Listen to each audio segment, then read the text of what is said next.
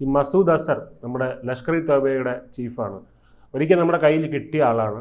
നമുക്ക് വിട്ടുകൊടുക്കേണ്ടി വന്നു. കാണ്ഡഹാറിൻ്റെ സമയത്ത് അവർ ഒരു റാൻസമായിട്ട് ചോദിച്ചത് ഇദ്ദേഹത്തിനെ വിട്ടുകൊടുക്കണമെന്നായിരുന്നു. കാണ്ഡഹാറിൽ നമ്മുടെ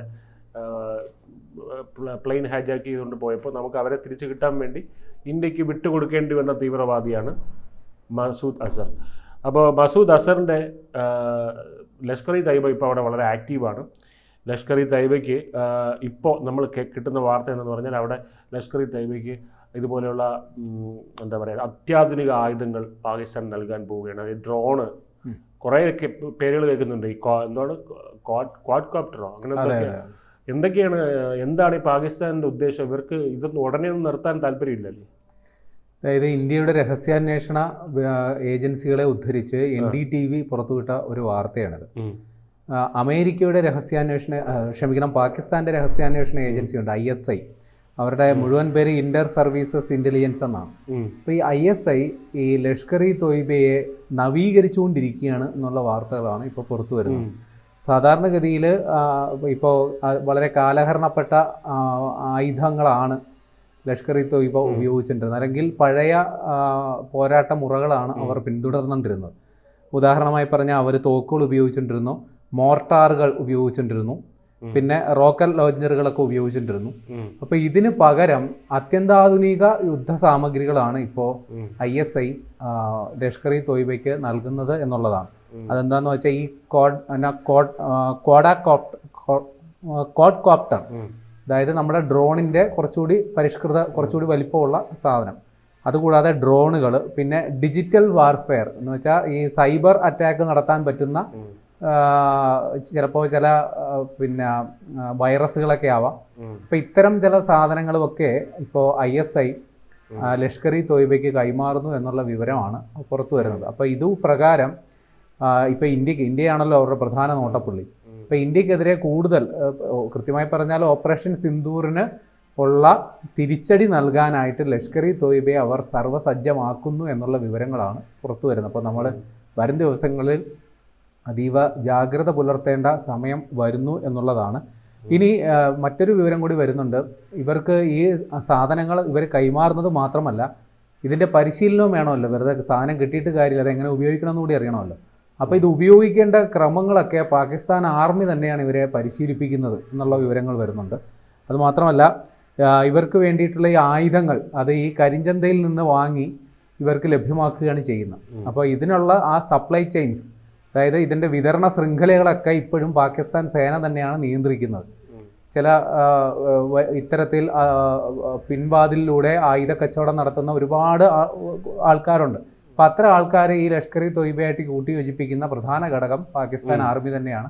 അതുമാത്രമല്ല, ഇതിന് വേണ്ട ഫണ്ടിങ്, പണച്ചെലവുണ്ടല്ലോ, ആ പണച്ചെലവിന് വേണ്ടിയിട്ടുള്ള തുക കണ്ടെത്താനും പാകിസ്ഥാൻ്റെ തന്നെ ഔദ്യോഗിക കേന്ദ്രങ്ങൾ കൃത്യമായ ഇടപെടൽ നടത്തുന്നുണ്ട് എന്നുള്ള വിവരമാണ് ഇന്ത്യയുടെ രഹസ്യാന്വേഷണ ഏജൻസികൾ പുറത്തുവിട്ടേക്കുന്നത്.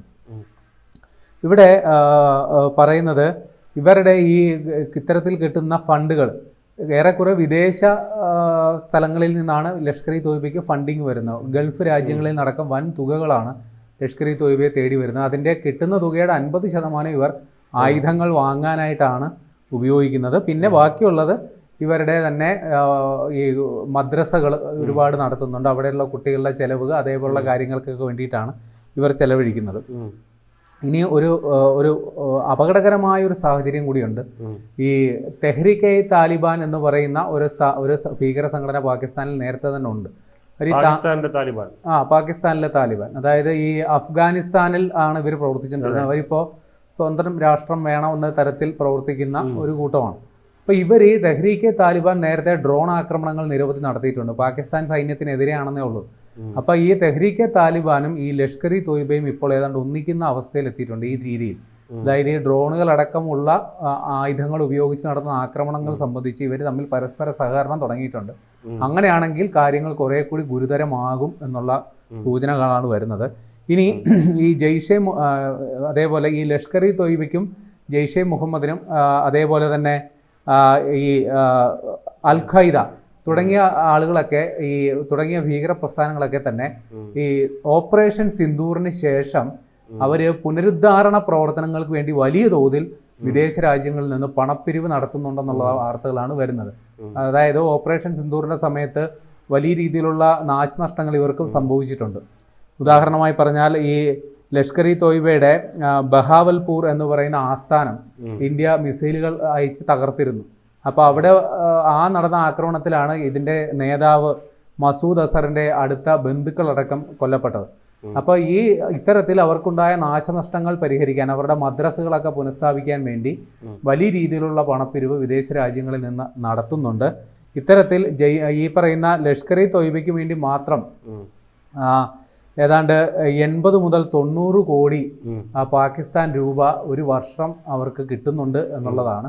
അതിലേറിയ പങ്കും നേരത്തെ പറഞ്ഞ പോലെ വിദേശ രാജ്യങ്ങളിൽ നിന്നുള്ള സംഭാവനകൾ അതേപോലെയുള്ള കാര്യങ്ങളാണ് ഇവർക്ക് കിട്ടുന്നത്. ഇനി ഈ പണം എങ്ങനെ വരുന്നു? നേരത്തെ ഇത് മനുഷ്യരുടെ കയ്യിൽ കൊടുത്തുവിടൽ ആണ് നടക്കുന്നതെങ്കിൽ നേരിട്ടുള്ള പരിപാടികൾ, കുഴൽപ്പണം അതേപോലുള്ള പരിപാടികളൊക്കെയാണ്, ഹവാല ഇടപാടുകളൊക്കെയാണ് നടന്നിരുന്നതെങ്കിൽ ഇപ്പോൾ അത്തരം കാര്യങ്ങൾക്ക് പോലും ഡിജിറ്റൽ പ്ലാറ്റ്ഫോമുകൾ ഈ ഭീകര സംഘടനകൾ ഉപയോഗിക്കുന്നുണ്ട്. ഡിജിറ്റൽ കറൻസികൾ ഈ ഭീകര സംഘടനകളും ഉപയോഗിക്കുന്നുണ്ടോ എന്നുള്ള വിവരങ്ങളാണ് വരുന്നത്. അതെ, ക്രിപ്റ്റോ കറൻസി ഉണ്ടാകാം, അല്ലെങ്കിൽ ഈ ഓൺലൈൻ ഫണ്ട് ട്രാൻസ്ഫർ ഒക്കെ നടക്കുമല്ലോ. അപ്പം അത്തരത്തിൽ നേരിട്ട് ഇവർക്കായിരിക്കില്ല, ഇവരുടെ ഏതെങ്കിലും വിശ്വസ്തൻ്റെ പേരിലുള്ള പണം കൈമാറ്റമായിരിക്കും, പക്ഷേ അയാൾ കൃത്യമായിട്ട് ഇവരെ ഏൽപ്പിക്കുന്നുണ്ടാകും. ആ രീതിയിലാണ് വരുന്നത്. അതുമാത്രമല്ല, ഈ കിട്ടുന്ന പണം, ഇങ്ങനെ വിദേശത്തു നിന്ന് കിട്ടുന്ന പണം മുഴുവൻ ഇവർ ഏറിയ പങ്കും ഉപയോഗിക്കുന്നത് ഇവരുടെ ആയുധങ്ങൾ വാങ്ങാൻ വേണ്ടി. പിന്നെ നേരത്തെ പറഞ്ഞതുപോലെ ഇവരുടെ അടിസ്ഥാന സൗകര്യങ്ങളും മിക്കതും തകർന്നിട്ടുണ്ട്. അതൊക്കെ പുനഃസ്ഥാപിക്കുന്നതിനോ അല്ലെങ്കിൽ നവീകരിക്കുന്നതിനോ വേണ്ടിയിട്ട് ഉപയോഗിക്കുന്നു. പിന്നെ ഇവരുടെ സ്ലീപ്പർ സെല്ലുകളുണ്ട്. ഇപ്പം നമ്മുടെ കഴിഞ്ഞ ദിവസം ഈ അസീം മുനീർ പറഞ്ഞിരുന്നു, അതായത് അവർ മറ്റേ ചരൽ കൊണ്ടുവന്ന പാട്ട ലോറിയും ഇന്ത്യ മെർസഡസ് ബെൻസ് ആണ്. പക്ഷേ മെർസഡസ് ബെൻസിനെ കൊണ്ട് ഇടിച്ചു കഴിഞ്ഞാൽ സാരമായ നാശം ഉണ്ടാകുമെന്ന് പറഞ്ഞു. അപ്പോൾ അവരും ഇത്തരത്തിൽ ഇന്ത്യക്ക് ഉണ്ടായ ഒരു വളർച്ച അവരും ആഗ്രഹിക്കുന്നുണ്ട് എന്നുള്ള രീതിയിൽ ഒരു വാർത്ത വന്നിരുന്നു. അവരും അത്തരത്തിൽ ഇന്ത്യക്ക് ഉണ്ടായ ഒരു അസീം മുനീർ പറഞ്ഞത് നല്ല ഹൈവേയിൽ കൂടി ചീറിപ്പാഞ്ഞു പോകുന്ന ഒരു മെഴ്സിഡസ് ബെൻസ് കാറാണ് ഇന്ത്യയെങ്കിൽ അവരുടേതെന്ന് പറയുന്നത്, അല്ലെങ്കിൽ പാകിസ്ഥാൻ എന്ന് പറയുന്നത് ഒരു ഡംപ് ട്രക്കാണ്. അതായത് ഈ ഖനികളിൽ വലിയ പാറയോ അല്ലെങ്കിലൊക്കെ എടുത്തുകൊണ്ട് പോയി ടിപ്പർ എന്നൊക്കെ പറയുന്നത്, ടിപ്പറിന്റെ വേറെ രൂപമാണ് ഡംപ് ട്രക്ക്. മൊത്തം ഇരുമ്പ് കൊണ്ട് നിർമ്മിച്ചാണ്. അപ്പോൾ ആ കാറ് വന്ന് ഇടിച്ചാൽ അത് തകർന്നു പോകും എന്നുള്ളതാണ് കവി ഉദ്ദേശിച്ചത്. പക്ഷെ അത് വലിയ ട്രോളായി. പക്ഷെ ഞാൻ ചോദിക്കുന്ന ഈ ഇന്ത്യയുടെ ഒരു സാമ്പത്തിക വളർച്ച നമ്മൾ ഇനി ഇങ്ങനെയൊക്കെ നിന്നാൽ പോലെ നമ്മളൊരു മെർസഡസ് ബെൻസ് ആവണമെന്ന് പാകിസ്ഥാൻ ചിന്തിക്കുന്നുണ്ട് എന്നൊരു വാർത്ത വന്നിരുന്നു. അപ്പോൾ അതിന്റെ ഭാഗമായിട്ടാണോ അവര് ഇപ്പൊ നമ്മുടെ സൈനിക ശക്തികളൊക്കെ വിപുലീകരിക്കുന്നത് പോലെ ഇവർ ഇനിയിപ്പോൾ നമ്മുടെ തീവ്രവാദികളെയും കുറച്ച് ഹൈടെക് ആക്കണം, ഇതാണോ അവര് ഉദ്ദേശിക്കുന്ന വളർച്ച? അല്ല, അവർ ഈ വളർന്ന് ഇപ്പോൾ എവിടെ എത്തി നിൽക്കുന്നു എന്നുള്ളത് പ്രസക്തമായ സംഗതിയാണല്ലോ. ഇപ്പൊ ഇന്ത്യ ഒരു ട്രില്യൺ എക്കണോമിയാണ്. ഏതാണ്ട് 4.6 മറ്റോ ആണ് ഇന്ത്യയുടെ മൊത്തം GDP കണക്കാക്കുന്നത്. പക്ഷേ പാകിസ്ഥാൻ ഇപ്പോഴും ബില്യൺ കടന്നിട്ടില്ല. ആ അവസ്ഥയിൽ നിൽക്കുകയാണ്. അപ്പോൾ ആനയാട് വ്യത്യാസമുണ്ട്, അന്തരം. ആഗ്രഹിക്കുന്നതിനൊക്കെ ഒരു പരിധി ഇല്ലേ എന്ന് പറയുന്നത് പോലെയാണ് പാകിസ്ഥാന്റെ അവസ്ഥ. പ്രശ്നം എന്താ വെച്ചാൽ അവിടെ ഏറ്റവും പണമിടപാടുകൾ അല്ലെങ്കിൽ സർക്കാരിനെ മൊത്തത്തിൽ നിയന്ത്രിക്കുന്നത് സൈന്യമാണ്. അവിടുത്തെ ഏറ്റവും വലിയ കോർപ്പറേറ്റ് മുതലാളിയും നിർഭാഗ്യവശാൽ സൈന്യമാണ് എന്നുള്ളതാണ് വസ്തുത. അപ്പൊ അത്തരത്തിൽ ഈ യുദ്ധം ഉണ്ടാക്കുക അല്ലെങ്കിൽ ഭീകരവാദ ആക്രമണം സൃഷ്ടിക്കുക എന്നൊക്കെയുള്ളത് സൈന്യത്തിന്റെ ആവശ്യമാണ്. കാരണം അവരുടെ പ്രസക്തി അപ്പോഴല്ലേ വർദ്ധിക്കുകയുള്ളൂ. അപ്പൊ അത്തരത്തിൽ വലിയ ഇടപെടൽ നടത്തുന്നത് കൊണ്ടാണ് ഇപ്പൊ ഇന്ത്യക്കെതിരെ നിരന്തരമായ ഇത്തരത്തിലുള്ള ഭീകരവാദ അല്ലെങ്കിൽ യുദ്ധ ഭീഷണികളൊക്കെ നിരന്തരം അവർ മുഴങ്ങിക്കൊണ്ടിരിക്കുന്നത്. ഇപ്പം നിലവിൽ ഈ ലഷ്കർ ഇ തോയ്ബ അവരുടെ നിലനിൽപ്പിൻ്റെ പ്രശ്നമായിട്ട് മാറിയിട്ടുണ്ട്. കാരണം ഈ ബഹാവൽപൂർ എന്ന് പറയുന്ന അവരുടെ ആസ്ഥാനം തകർത്തപ്പോൾ കഷ്ടിച്ചാണ് അവരുടെ നേതാവും മസൂദ് അസർ അവിടെ നിന്ന് രക്ഷപ്പെട്ടത്. കാരണം അദ്ദേഹം ആ സമയത്ത് അവിടെ ആ സ്ഥലത്തില്ലായിരുന്നു, തൊട്ടപ്പുറത്തോ മറ്റോ ആയിരുന്നു. പക്ഷെ അയാളുടെ അടുത്ത ബന്ധുക്കളൊക്കെ ആക്രമണത്തിൽ കൊല്ലപ്പെട്ടിരുന്നു.